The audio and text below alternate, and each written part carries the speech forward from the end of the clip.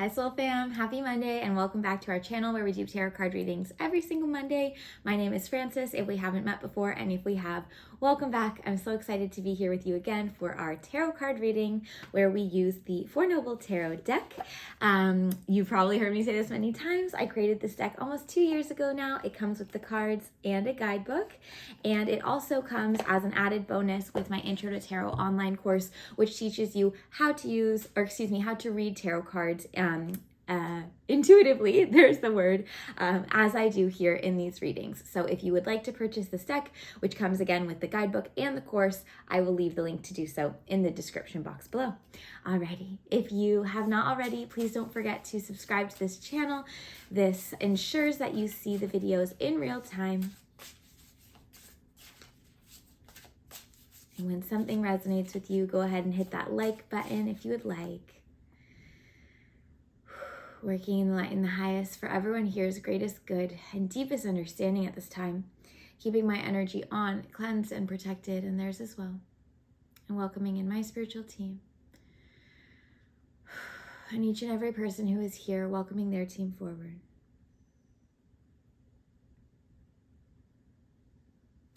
Okay. Let's begin. What do we need to know this week? Oh, July 1st, right? Is today July 1st? I believe it is. Happy July. Okay, we are officially halfway through the year, which is wild. Halfway through 2024. That feels crazy to say out loud. So I feel like that's important energy. Teams are saying like a mid-year point, like a check-in. So definitely some of that, but also again, still focusing on this week, what we need to know this week. Here we go.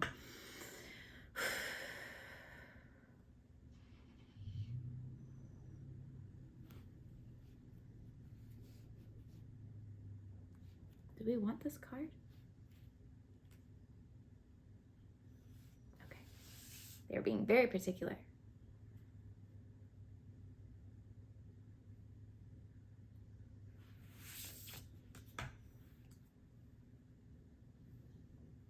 Okay, so 3 cards and 1 card.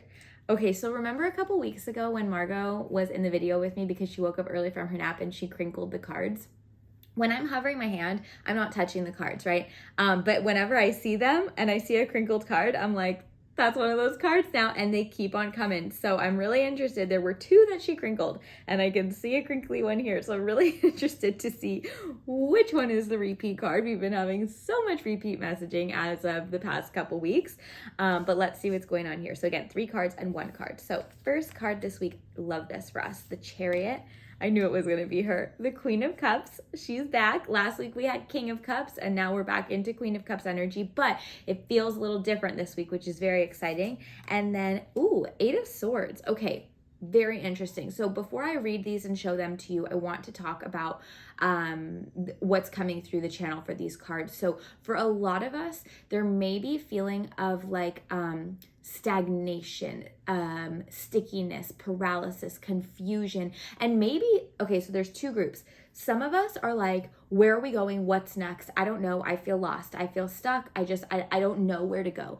Some of us, it's more of a,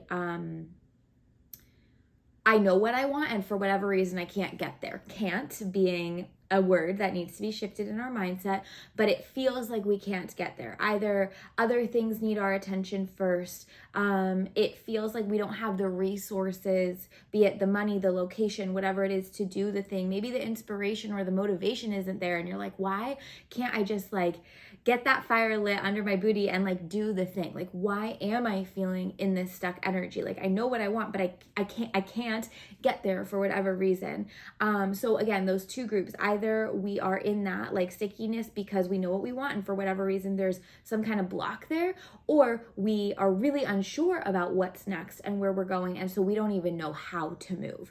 Okay. So that feels like an overarching theme this week, and, or maybe you've been feeling this for a while, but Spirit is finally, or rather saying it's finally time to address that. Like, we see you, we know you've been in the stickiness. This is how we're going to move through it. Okay, so first card here, the Chariot. This is the card of intuitive connection. The Chariot says that we are feeling pulled in a million different directions. and or stuck which way to go, right? Kind of just what they said. You know, if you look here where the arrows are pointing in the signpost, right? It's like, go this way, go this way, go this way. It's kind of like Wizard of Oz, right? Where they're like, go this way. And then it's like, oh no, go this way, right? And you're like, okay, wait, where do I go? Either because you're like, I don't know how to read this signpost because there's arrows everywhere, or it's like, I know I want to be over there, but what's the right path, right? So they've already shared this with us. How you're going to move through this somewhat erratic, you can even see my body. It's like, whoa, whoa, whoa, like that kind of energy. Following the intuition, stay in your chariot. And your chariot is the third eye space. Your chariot is alignment with highest self. So if you're like, I can't even hear my intuition right now, or I don't know how to hear my intuition, how you're going to start to identify that and honor it. Number one, making space for silence. Okay, we live in such a stimulating world. We're either out there and there's people and there's cars and there's this, that, and the next, or we're home and we're watching TV, we're on social media, we're listening to a podcast. Like, we're constantly being stimulated in the brain. In order to hear your intuition, to get on the chariot, to be able to be in that alignment with self, you have to create space for silence, space for you to hear yourself think. This might look like meditation. This might look like having a shower. This might look like going for a walk outside. This might look like just sitting and like sending the family or your partner or your roommates out for an hour and just like not cleaning, not turning on the TV, not going on your phone, and just sitting and thinking. Okay, so making the time for that this week, because remember last week they were saying until you let the feelings flow, you won't be able to come into alignment with your intuition. Well, hopefully you did that last week. You let your feelings out. You let yourself feel what needed to be felt. And now you're like, whew, okay, now I need to make the space to actually hear my intuition. Oftentimes it doesn't just pop in. That takes practice and work. Intuition and hearing intuition, that's the muscle. We have to strengthen it. How you're going to start strengthening it is number one, creating space for it. Number two, the continuation of letting your feelings flow. Queen of Cups, here she is again, right? Letting your feelings flow. But more than that this week, when I said this feels really beautiful, letting your joyous feelings lead. This is not new guidance in our tarot readings or in lessons from Spirit.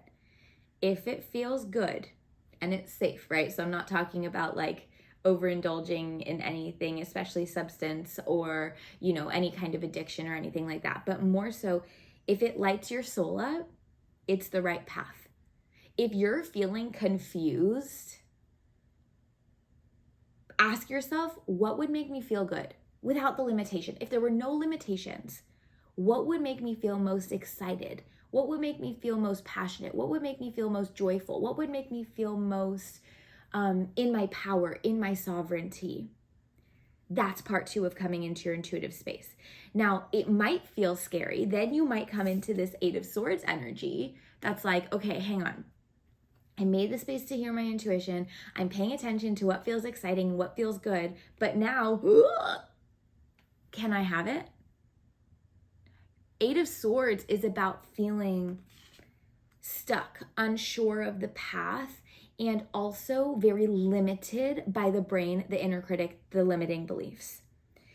If you look at this card, yeah, she's blindfolded, right? And she's in this like maze of swords, of crystals here.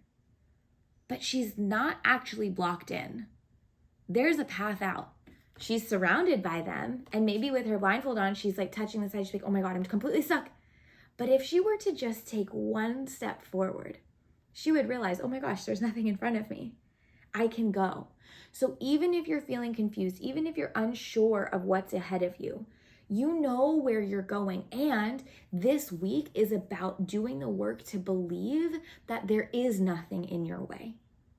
If you have the desire, if you have the will, there's a way. If there's a will, there's a way. So this is when it comes back to the intuitive strength, because maybe your path forward doesn't make logical sense, but you trust your intuition so much that you're like, I don't know why, but I just feel like I have to do this. Okay, I'm gonna do it. I'm gonna follow the breadcrumbs. This is not about identifying the whole path forward this week. Please don't actually try to do that. If the path unfolds on its own, great. But it's actually about just getting the next 1 to 3 steps. and starting maybe to implement some action there. If you're like, I don't really feel like implementing action yet, that's okay. Just get your next 1 to 3 steps. That's all you have to do this week. And how you're going to identify those is by coming back into alignment with intuition. What feels exciting or good to me? And what is coming through my channel. Now, those channeled messages might feel like thoughts. Oftentimes we think downloads are like these huge, like, moments. Sometimes they are, but sometimes it's truly just like we're in the shower and we're like, oh, that's a good idea. Or like, ooh, that idea feels really good or exciting. Okay, I'm going to do that. Intuition can absolutely feel like a thought. But Eight of Swords is saying you are not as stuck as you think you are. You are the thing that's getting in your own way. What's the word? With respect, I'm going to say that. With respect, you are getting in your own way because of your inner critic, because of your limiting beliefs, because of your fear, because of your uncertainty of the path in its entirety. But you don't need the whole path. It's just the next 1 to 3 steps. Maybe wanting to practice some mantra work this week to get out of your own way. Maybe practicing some inner child or shadow work or inner heart and sacral chakra healing this week and solar plexus healing this week of coming back into alignment with your worthiness. I am worthy of having what I want. Even if I don't know the whole path, I'm still deserving of walking the path. Taking it 1 step at a time. I deserve to have what I want. I deserve to feel good. So I'm going to do the things that allow me to feel good, because in that, I'm actually coming back into alignment with highest self and my intuitive strength and strengthening that muscle so it becomes easier down the line to not get stuck in these moments, because I've learned how to hear my intuition. I've learned how to be brave and follow the joy of what lights me up, because sometimes it's really scary because it doesn't make sense, but it makes sense. Okay? So that's your guidance this week. If we were to summarize here, it is get out of your own way. So practicing some positive self-talk here, being mindful of that inner critic, time to just be with your own thoughts and your own energy without distraction, and follow the joy of what lights you up. Maybe another like bonus practice that you could do this week is just a journal prompt or a thought prompt or a meditation prompt on like, what does make me feel happy? Okay. How can I implement more of that in my life? And what is not in alignment with that? And how can I start changing those things? It might be in your schedule. It might be in your work. It might be in your habits. But it's important to ask those questions this week and just start taking the baby steps. Okay? Okay. Then our last card. Oh, I love her. We have the Empress.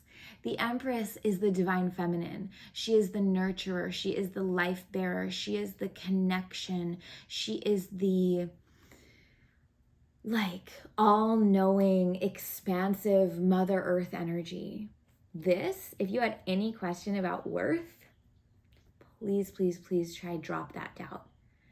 The Empress says you are worthy of all of the magic, of all of the love, of all of the connection, of all of the abundance. But until you believe that, you're not going to get it. They're showing me this image of, it's of a being, but let's use the fawn here and her baby. And they're like in a cave, right? We don't have anything. We don't have anything. I'm hungry. I'm thirsty. I don't have anything. I don't have anything. And they're like, oh my gosh, exit the cave. Like, you live in this bountiful, beautiful, abundant forest. But if you stay in the cave, you're not going to be able to actually receive from the abundance around you. So again, getting out of your own way, getting out of your own restriction, exiting the cave, whatever that is for you, metaphorically speaking, and embracing and receiving the abundance that surrounds you, because it is there. I know right now in our current world, it does not feel like it. I know that it does not feel like we live in a world where abundance is overflowing. A lot of us, if not most of us, if not all of us, are feeling that weight of how expensive everything is and all of that. That's a reality. And financial abundance is available. The money's still out there. It's just a matter of maybe learning and finding new ways for us to be able to create and receive it. But number two, abundance is not only financial. So where can you step into your Empress energy, your worthiness, your radiance, your connection to receive abundance in all forms, in all the other ways it's flowing to you? Abundance of energy, abundance of time, abundance of joy. Because when we are in those forms of abundance, I don't know how it works, I just know it does. That's when the financial abundance starts to flow as well. Now, this is not about financial abundance. It's kind of just like a side piece that's being thrown in for us this week because it's true. But more so, this Empress card is asking you to really, really embody your worth. You are deserving of living a life that feels joyful and good and connected. But you have to believe that first. You have to come out of the cave and expose yourself, which can feel scary and vulnerable, in order to stop living like this. I can't. I have to hold on to what I have.